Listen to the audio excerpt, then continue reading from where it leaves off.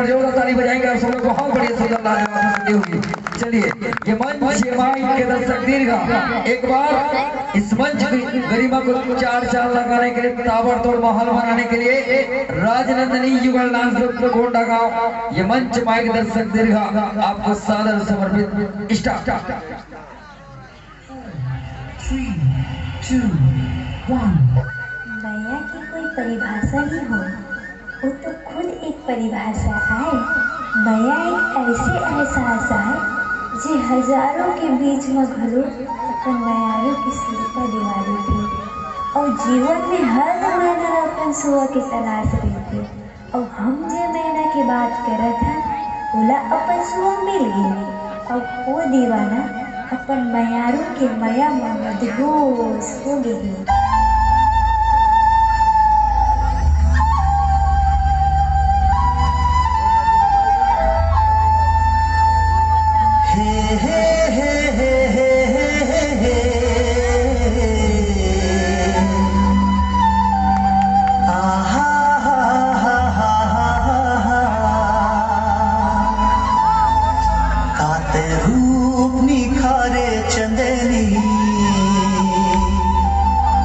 चेहरा हीरा सही झिलमिलावत रे।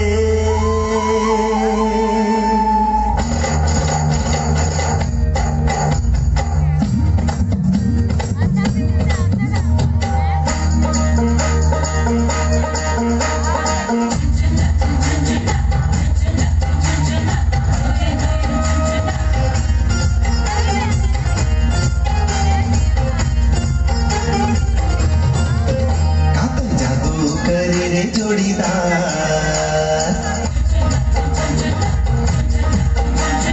जादू करे रे जोड़ीदार के मन मोर तोर बर जादू करे रे जोड़ीदार के मन तोर मोती रे खिंचा। जादू करे रे जोड़ीदार के मन मोर तोर बर मोहा।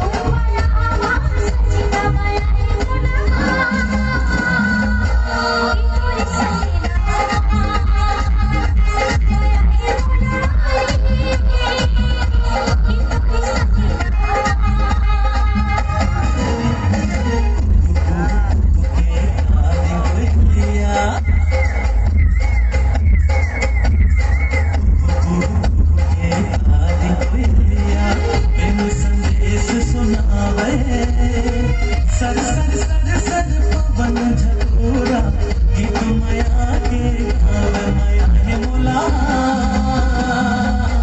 ये तोर सजन माया है मोला ये तोर सजन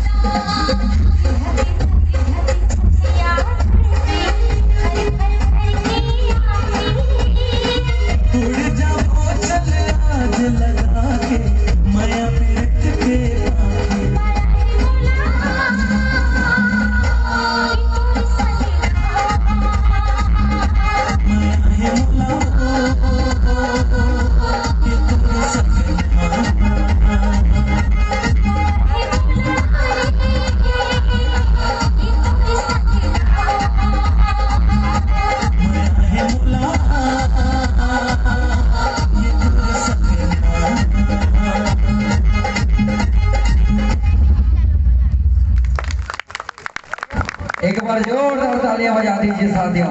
ये थे हमारे बीच राजनंदनी युगल डांस परिवार कोंडा गांव। कैसे लगी? बढ़िया लगी।